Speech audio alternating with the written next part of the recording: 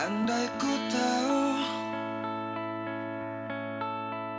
kapan tiba ajalku, ku akan memohon Tuhan tolong panjangkan umurku. Andai ku tahu kapan tiba masaku. Assalamualaikum warahmatullahi wabarakatuh. Salam sejahtera. Selamat berjumpa kembali Bapak Guru Hebat dengan saya Dr. Andes Ferial MPDT Instruktur E-Guru ID. Bapak Ibu Guru Hebat Nusantara, pada kesempatan pertemuan kita pada hari ini, lanjutan daripada program EGA E-Guru Academy Award, meningkatkan kompetensi pedagogik guru menuju pembelajaran efektif dan inklusif. Topik bulan keempat kita adalah meningkatkan keterampilan guru dalam mengelola kelas dengan subtopik penguatan keteraturan dan disiplin kelas.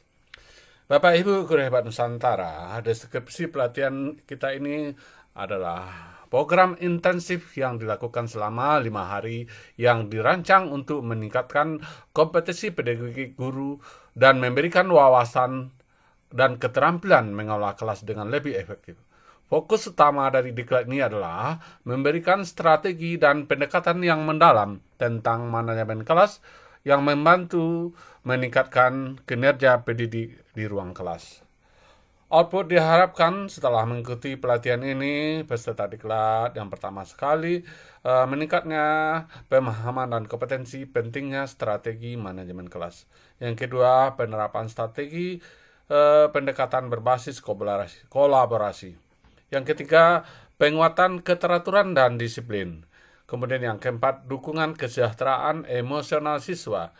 Kemudian yang kemampuan praktis dalam mengelola kelas.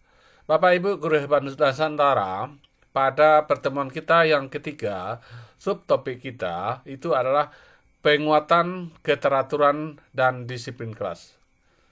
Bapak Ibu Guru Hebat Nusantara, pertanyaan kita, apa dan bagaimana keteraturan dalam disiplin kelas? Nah, yang pertama kita bahas dulu definisi keteraturan dan disiplin kelas. Merujuk dari berbagai referensi, salah satunya itu dari Marjano tahun 2003 dalam bukunya JK to Classroom Management, di mana di sini dinyatakan bahwa keteraturan di kelas mengacu pada suasana yang teratur, terstruktur, dan tertib dalam lingkungan belajar. Keteraturan mencakup pengorganisasian waktu, tata letak tempat duduk. Sedangkan disiplin kelas itu adalah merujuk pada tindakan dan aturan yang ditetapkan atau diterapkan untuk memelihara ketertiban dan perilaku yang baik di antara siswa. Disiplin mencakup pengendalian perilaku, pembentukan norma, serta penegakan konsekuensi. Ini kita rujuk dari Counter L tahun 1992 dalam bukunya Assertive Discipline, Positive Behavior Management for Today Classroom. Bapak Ibu Guru Hebat Nusantara, sedikit kita bahas inti-intinya mengapa pentingnya keteraturan dalam disiplin kelas. Nanti untuk terperinci, silahkan Bapak Ibu pelajari pada handout atau lembar informasi yang kami bagikan di grup Telegram kita. Ada 8 poin yang menyatakan bahwa pentingnya keteraturan dan disiplin kelas. Yang pertama, bahwa keteraturan dan disiplin kelas itu mendukung proses pembelajaran yang optimal. Artinya apa? Kalau kelas kita sudah teratur, sudah disiplin, tentu saja proses pembelajaran bisa diwujudkan dengan optimal. Kemudian yang kedua, tentu saja akan menciptakan keamanan dan kepastian dalam proses pembelajaran. Kemudian yang ketiga itu adalah mengajar etika dan norma sosial. Jadi aturan-aturan dan disiplin kelas itu aspek afektif itu adalah mengajar etika dan norma sosial kepada anak didik kita. Dan juga ini merupakan yang keempat, dan nilai-nilai. Nah, kalau sesuai dengan kurikulum Merdeka itu mewujudkan pelajar berkarakter dengan nilai-nilai sesuai dengan profil pelajar Pancasila. Selain itu, yang kelima itu adalah akan mempersiapkan siswa untuk dunia nyata. Jadi dalam kehidupannya nanti bagaimana dunia nyata dihadapi itu memang harus dilatih keteraturan dan disiplin kelasnya. Kemudian juga yang keenam itu adalah mengurangi gangguan dan konflik. Yang ketujuh itu adalah membangun hubungan positif. Hubungan positif ini bukan saja antara anak didik dengan kita selaku pendidik, juga antar sesama mereka. Nah, kemudian yang kedelapan tentunya akan mewujudkan pencapaian hasil akademik yang lebih baik. Bapak Ibu guru hebat Nusantara, kita singgung sedikit itu bagaimana keteraturan tadi. Nah, ini keteraturan. Nah, kita lihat dan disiplin kelas dan budaya positif dan relevansinya mendukung peningkatan mutu pembelajaran. Jadi Bapak Ibu sekarang dengan dilaksanakannya kurikulum Merdeka sangat populer sekali istilah budaya positif. Budaya positif itu terkait dengan mewujudkan keteraturan dan disiplin di kelas. Nah, jadi relevansinya yang pertama itu memang bahwa keteraturan dan disiplin kelas itu memang menciptakan lingkungan belajar aman dan nyaman. Kemudian nantinya akan membuat fokus dan konsentrasi yang lebih baik. Dan tentunya nanti juga keteraturan dan disiplin kelas dan budaya positif akan membentuk kebiasaan positif.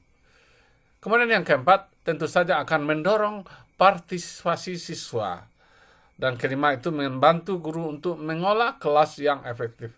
Yang keenam, mendorong interaksi positif antara siswa. Yang ketujuh, meningkatkan kualitas pembelajaran. Nah, jadi Bapak Ibu, pada kesempatan ini kami sampaikan yang inti-intinya. Untuk mendalamnya lebih, silakan Bapak Ibu baca handout kita yang di-share pada grup Telegram. Bapak Ibu guru hebat Nusantara, dari berbagai macam kajian referensi, kami menyusun contoh-contoh penerapan keteraturan dan disiplin kelas dari serta budaya positif dari berbagai tingkatan sekolah. Keteraturan dan disiplin contohnya itu bisa saja nanti selaku pendidik kita membuat jadwal harian yang terstruktur dengan waktu istirahat, aktivitas bermain, makan siang, dan waktu belajar. Jadi adanya nanti keteraturan, adanya aturan-aturan yang tertentu yang telah ditetapkan sekolah.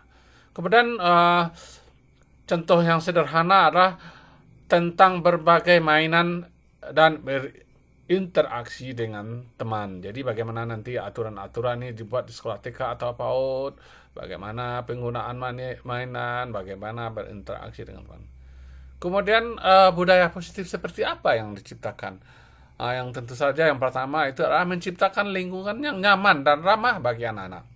Kemudian juga nanti kita usahakan budaya positif, contohnya adalah mendorong penghargaan dan pujian untuk usaha anak-anak didik kita. Kemudian yang ketiga contohnya adalah menggunakan metode pembelajaran yang kreatif dan bermain untuk memotivasi anak-anak belajar. Nah, jadi sama-sama kita ketahui tingkat TK dan PAUD itu memang lebih banyak bermain untuk belajar. Bapak Ibu guru hebat Nusantara, kita lanjut pada bagaimana contoh penerapan keteraturan disiplin kelas serta budaya positif pada tingkat sekolah dasar. Sebenarnya tidak jauh berbeda, tapi intinya seperti ini, bahwa keteraturan dan disiplin itu contoh yang bisa kita terapkan di sekolah dasar itu jadwal harian yang ketat dengan jam masuk dan pulang yang ditegakkan. Ini sudah ada aturan bagaimana jam masuknya, bagaimana jam pulangnya. Kemudian juga bisa aturan mengenai seragam sekolah dan tata tertib sekolah. Hari Senin, hari Selasa, kemudian kapan pakaian pramuka, kemudian pakaian batik atau pakaian sesuai dengan budaya lokal daerah. Kemudian juga keteraturan tentang melakukan tugas dan melakukan mungkin juga pekerjaan rumah yang harus ditentukan. Bapak Ibu Guru Hebat Nusantara, salah satu beberapa contoh budaya positif yang dapat kita kembangkan pada sekolah dasar itu mendorong penghargaan dan pengakuan untuk prestasi akademik dan akademik. Kemudian juga mengadakan kegiatan ekstrakurikuler untuk mengembangkan minat dan bakat anak didik kita.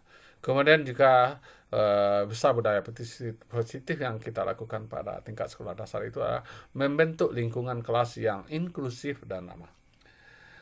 Bapak Ibu Guru Hebat Nusantara, selanjutnya kita lihat contoh pada sekolah pertama. Untuk contoh disiplin dan keteraturan itu tidak jauh berbeda di sana. Yang pertama ini jadwal pelajaran yang ketat dengan peraturan tentang keterlambatan dan absensi. Jadi kita tambahkan untuk tingkat SMP adanya sanksi atau aturan-aturan keterlambatan dan absensi atau kehadiran. Dan juga nanti pada tingkat SMP itu sudah kita berikan pengawasan dan penegakan aturan misalnya berpakaian sekolah. Kemudian juga terkait disiplinnya dan keteraturannya, bagaimana nanti tugas-tugas yang diberikan oleh guru harus diserahkan tepat waktu. Ini salah satu contoh keteraturan disiplin yang kita kembangkan pada anak sekolah menengah pertama. Kemudian contoh budaya positifnya seperti apa? Yang pertama itu kita buat contohnya itu adalah mendorong partisipasi anak didik dalam keputusan kelas dan proyek sosial. Jadi pada tingkat SMP bagaimana nanti partisipasi anak didik kita dalam keputusan kelasnya bersama-sama mereka, kemudian dalam mewujudkan proyek sosial seperti apa. Ini budaya ini kita kembangkan. Kemudian juga kita bisa memberikan budaya positif, itu memberikan pelatihan kepemimpinan dan keterampilan sosial. Kemudian juga nanti bisa kita kembangkan budaya positif, menyediakan ruang untuk diskusi dan penyelesaian konflik secara positif. Jadi anak didik kita ini sudah kita ajak berdiskusi untuk penyelesaian konflik-konflik yang ada sesuai dengan usia mereka secara positif. Bapak Ibu Guru Hebat Nusantara, kita lanjut sekarang pada tingkat sekolah. Untuk contoh keteraturan dan disiplin kelas itu tidak jauh berbeda, tapi lebih kita kembangkan. Pada jadwal pelajaran itu lebih fleksibel, namun penekanannya pada keteraturan dan dalam persiapan ujian dan penugasan. Jadi tingkat SLTA ini kalau apa istilahnya SMA itu akan menghadapi pada persiapan untuk masuk perguruan tinggi. Kalau yang di SMK itu untuk masuk lapangan pekerjaan. Jadi bagaimana kita nanti dalam jadwal pelajaran itu kita atur yang lebih fleksibel. Namun perlunya penekanan keteraturan dalam persiapan ujiannya dan juga penugasan. Kemudian pada keteraturan dan disiplinnya itu memang harus kita tetapkan pengawasan ketat tentang penggunaan teknologi dalam kelas.